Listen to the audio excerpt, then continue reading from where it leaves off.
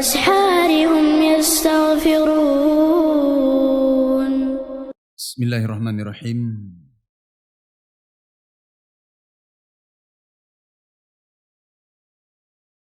الحمد لله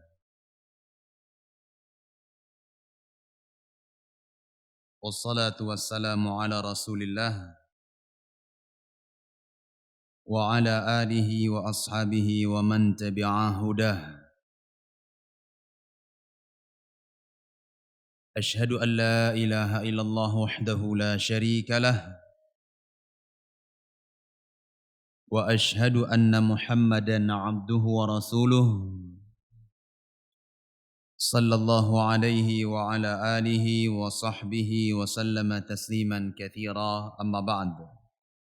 Taib, barakallahu fikum. Mulai besok tidak ada seorang pun yang tidak murajaah. Fahimtum? Nah. Qala al-musannif rahimahullahu ta'ala wa fil hadithi ad-du'a'u mukhul ibadah. والدليل قوله تعالى وقال ربكم ادعوني أستجب لكم إن الذين يستكبرون عن عبادتي سيدخلون جهنم داخرين. Nah, beliau sekarang mulai masuk ke dalam contoh-contoh ibadah. Dan sudah kita terangkan bahwa 14 jenis ibadah yang beliau sebutkan ini tidak menunjukkan pembatasan. Beliau cuma sekedar menyebutkan contoh-contohnya saja. Dan beliau memulai dengan menyebutkan ibadah apa? Doa. Dikarenakan doa itu adalah inti dari ibadah. Dan setiap ibadah itu terkandung di dalamnya apa? Doa. Qala rahimahullah wa fil hadith, di dalam al-hadith, ad-du'a'u mukhul ibadah. Doa adalah inti dari ibadah. Baik, riwayat hadis ini ayyuhal ikhwah rahimani wa rahimakumullah adalah riwayat yang dhaif. Mencatat ini faidah. Ya.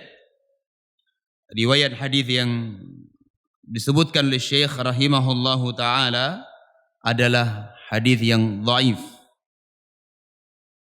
Dikeluarkan oleh al-Imam At-Tirmidzi rahimahullahu ta'ala dari sahabat Anas ibni Malik radhiyallahu anhu. Perhatikan, hadis dengan lafaz yang disebutkan oleh Syekh adalah hadis yang lemah. Dikeluarkan oleh al-Imam At-Tirmidzi dari sahabat Anas ibni Malik radhiyallahu anhu. Apa sebab lemah hadis ini? Sebab lemahnya adalah di dalam sanad hadis tersebut ada seorang perawi yang bernama Ibnu Lahiyah. Di dalam sanad hadis ini terdapat ataupun ada seorang perawi hadis yang bernama Ibnu Lahiyah. Dan Ibnu Lahiyah ini adalah dhaif. Seorang perawi yang lemah. Barakallahu fikum. Namun di sana ada hadis yang lainnya dengan lafaz yang lain. Nabi SAW bersabda dengan lafaz ad-du'a huwal ibadah. Perhatikan baik-baik, ya. Datang dalam riwayat yang lain dari Nu'man ibnu Bashir radhiyallahu an, diriwayatkan oleh al-Imam Abu Dawud. Ya, datang dari An-Nu'man ibnu Bashir, diriwayatkan oleh al-Imam Abu Dawud rahimahullahu ta'ala dengan lafaz ad-du'a huwal ibadah. Dengan lafaz ad-du'a huwal ibadah. Doa adalah ibadah. Nah, lafaz yang kedua ini sahih. Lafaz hadis yang kedua sahih. Bisa difahami ya? Ad-du'a huwal ibadah. Ayo, ad-du'a huwal ibadah. Adapun lafaz yang dinukil oleh al-muallif rahimahullahu taala adalah lafaz yang lemah karena di dalam sanadnya ada seorang perawi yang bernama Ibnu Lahiyah. Baik. Ayyuhal ikhwah rahimani wa rahimakumullah, dalam pembahasan ini kemarin kita sebutkan ada 3 poin pembahasan yang kita bahas. Pembahasan yang pertama yang sudah kita sebutkan adalah ta'rif ad-du'a. Yang sudah kita sebut dan kita terangkan adalah definisi doa. Dan telah kita sebutkan 2 definisi doa.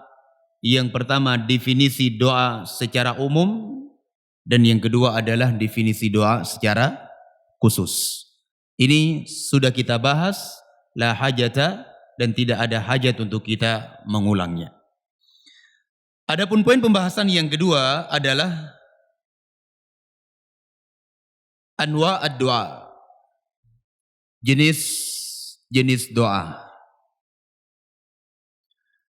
Baik, diterangkan oleh para ulama bahwa doa itu terbagi menjadi dua bagian, 2 jenis.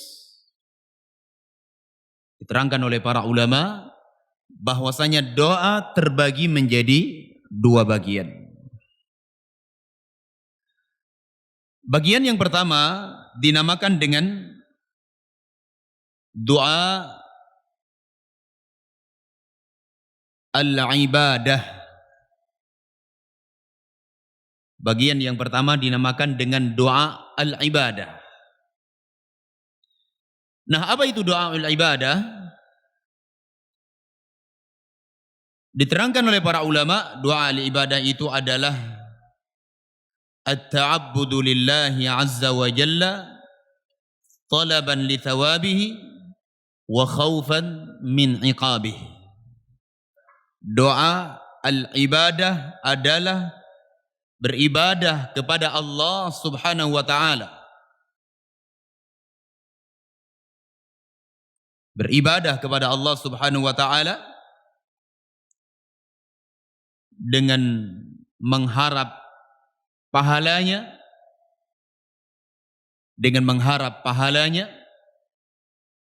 wa khaufan min iqabih, dan takut terhadap iqab, yaitu azab Allah Subhanahu wa taala.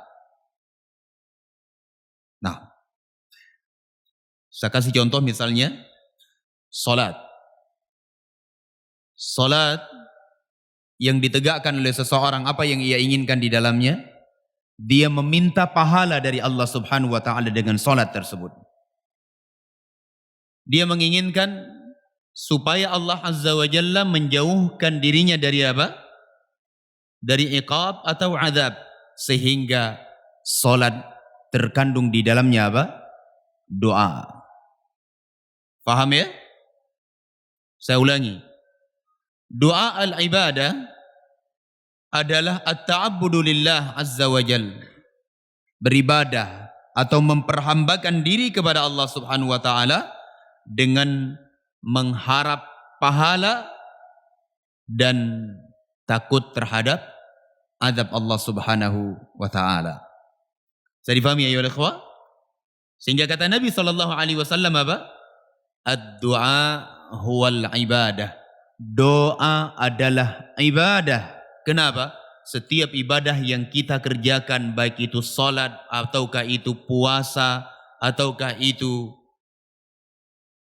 haji, umrah, itu semuanya terkandung di dalamnya apa? Doa. Ketika seorang hamba meminta, ya, meminta pahala dan mengharap supaya dijauhkan dari iqab Allah Subhanahu wa taala. Ini pertama. Kemudian yang kedua, Dari jenis doa adalah dinamakan dengan doa al-mas'alah. Dinamakan dengan doa al-mas'alah.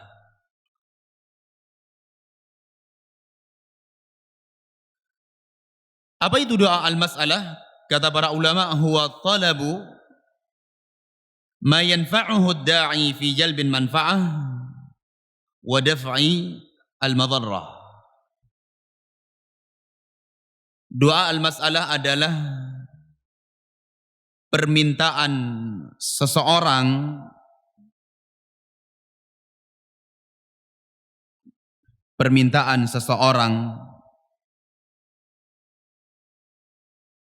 kepada Allah Subhanahu wa taala,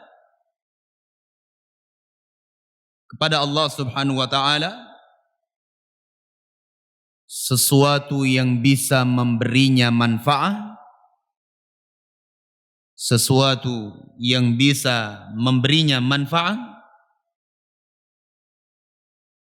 dan supaya terhindar dari kejelekan.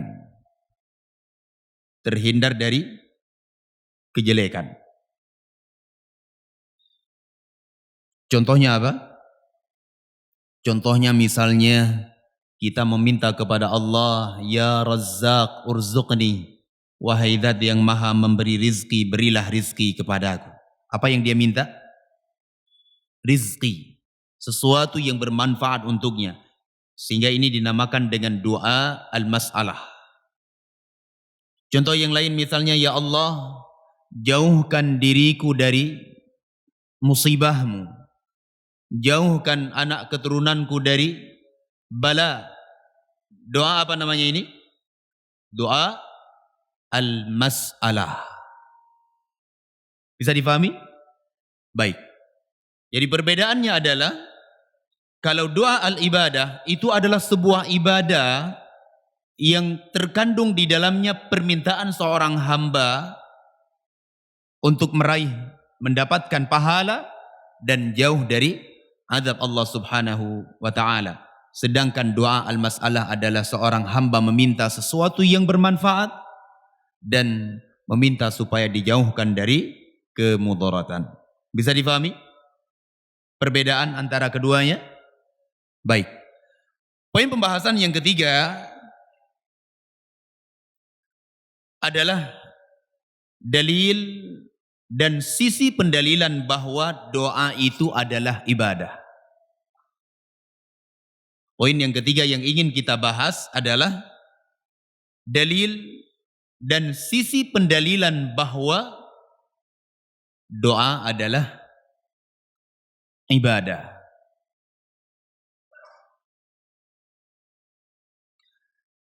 Baik. Al-Muallif rahimahullahu ta'ala, beliau menyebutkan dua dalil di dalam matan yang beliau tulis ini, di mana beliau ingin menerangkan bahwasanya doa itu adalah ibadah yang tidak boleh diberikan untuk selain Allah Subhanahu wa taala. Apa dalil pertama yang disebutkan oleh al-muallif? Ad-du'a mukhul ibadah. Atau dengan lafaz yang sahih yang kita sebutkan, apa kata Rasulullah? Ad-du'a huwal ibadah. Doa itu adalah ibadah. Jelas dan gamblang sekali dalilnya. Ya, gamblang dan sangat jelas dalilnya. Rasulullah mengatakan doa itu adalah ibadah. Dan telah kita sebutkan kaidah yang namanya ibadah tersebut, syaratnya apa? Harus diberikan untuk Allah Subhanahu wa ta'ala. Kalau seseorang menyerahkan doa kepada selain Allah Subhanahu wa ta'ala, maka ini dinamakan dengan kesyirikan. Bisa dipahami? Baik. Ini dalil yang pertama. Adapun dalil yang kedua adalah sebagaimana diterangkan dan disebutkan oleh al-muallif dari firman Allah Subhanahu wa taala di dalam surah Ghafir ayat ke-60. Perhatikan baik-baik dalilnya, ayatnya, nanti saya ingin terangkan sisi pendalilannya. Allah berfirman, wa qala rabbukum ud'uni. Allah Subhanahu wa taala berfirman, telah berkata Rabb kalian, yaitu Allah Subhanahu wa taala, ud'uni, berdoalah kepadaku, astajib lakum, niscaya aku akan mengabulkan untuk kalian. Innal ladzina yastakbiruna an ibadati, dan sesungguhnya orang-orang yang menyombongkan diri dari beribadah kepadaku, sayadkhuluna jahannama dakhirin, maka mereka akan masuk ke dalam neraka Jahannam dalam keadaan hina. Ini dalil yang dinukil oleh Syekh rahimahullahu ta'ala, yang kemudian menerangkan bahwasanya doa adalah ibadah. Catat baik-baik sisi pendalilannya. Sisi pendalilan yang pertama, bahwa ayat ini menunjukkan, menerangkan bahwa doa adalah ibadah. Sisi pendalilan yang pertama adalah Allah memerintahkan manusia untuk berdoa. Allah Subhanahu wa taala memerintahkan manusia untuk berdoa. Apa kata Allah? Apa kata Allah? Ud'uni, berdoalah kalian kepada aku. Baik. Sehingga sesuatu yang Allah Subhanahu wa taala perintahkan, ini menunjukkan bahwa Allah Subhanahu wa taala ridha dan cinta terhadap amalan tersebut. Dan sesuatu yang dicintai dan diridhai oleh Allah Subhanahu wa taala dari amalan, ini dinamakan dengan apa? Ibadah. Kaidahnya adalah tidak boleh diberikan untuk selain Allah Subhanahu wa taala. Saya mau tanya definisi ibadah menurut Syekhul Islam yang pernah kita sebutkan. Apa itu? Dzulkarnain, apa kata Syekhul Islam tentang definisi ibadah? Saya sebutkan dahulu ditinjau dari sisi jenis. Apa kata Syekhul Islam? Ibadah.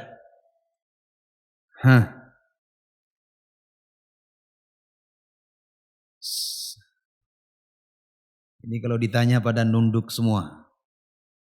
Yang paling belakang. Apa kata Syekhul Islam tentang ibadah? Baik.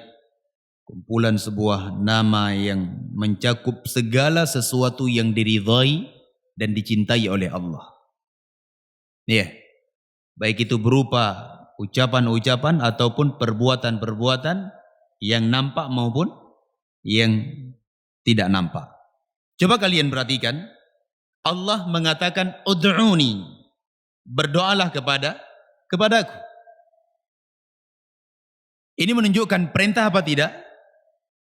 Ya, ini menunjukkan Allah Subhanahu wa taala memerintahkan kita berdoa. Sehingga sesuatu yang Allah perintahkan ini menunjukkan Allah Subhanahu wa taala ridha dan cinta terhadap perbuatan tersebut. Dan sesuatu yang dicintai atau diridhai oleh Allah Subhanahu wa taala dari amalan, maka dinamakan dengan ibadah. Kaidahnya adalah tidak dibenarkan untuk diperuntukkan untuk selain Allah Subhanahu wa taala. Paham sisi pendalilan yang pertama? Paham tidak? Antum ini tidak fokus. Tahu tidak fokus? Saya ada sebuah kisah ya. Ada sebagian asatidzah kita dahulu belajar di Yaman. Dia belajar. Kebetulan mereka belajar di bawah sebuah pohon. Tiba-tiba lagi belajar dan gurunya sedang menjelaskan pelajaran. Tiba-tiba ada seorang badui melewati mereka. Dan badui tersebut melewati mereka membawa seekor keledai. Dia bawa. Diikat keledainya kemudian dia bawa sambil jalan kaki. Melewati majelis ilmu tersebut, kemudian yang hadir di majelis ilmu dari murid-murid syekh, perhatian mereka ke arah badui tersebut. Semuanya. Iya. Semuanya mengarah ke situ. Ya. Dengan spontan badui tersebut mengatakan, ma antum sadiqin, kalian itu tidak jujur. Lagi duduk belajar lihatnya ke saya. Kan ya, tidak jujur ya. Belajar perhatiannya ke situ. Makanya ditanya tidak paham. Ya. Seperti itu ayolah. Fokus, belajar. Biarkan abang ini kerja. Baik. Paham ya sisi pendalilan yang pertama? Baik. Yang kedua, sisi pendalilan yang kedua adalah Allah berfirman, innal ladzina yastakbiruna an ibadati. Ya? Sesungguhnya orang-orang yang mereka menyombongkan diri dari beribadah kepadaku, kata Allah. Maksudnya apa? Maksudnya adalah sesungguhnya orang-orang yang menyombongkan diri dari berdoa kepadaku. Kalimat ibadati di dalam ayat ini maksudnya adalah berdoa kepadaku. Nah, Allah sebutkan dengan lafaz ibadati sehingga menunjukkan bahwasanya doa adalah ibadah. Menunjukkan bahwasanya doa adalah ibadah. Bisa difahami sisi pendalilannya? Saya ulangi. Perhatikan baik-baik. Innal ladzina yastakbiruna an ibadati. Dan sesungguhnya orang-orang yang menyombongkan diri dari beribadah kepadaku. Apa maksud ibadah kepadaku? Dari berdoa kepadaku.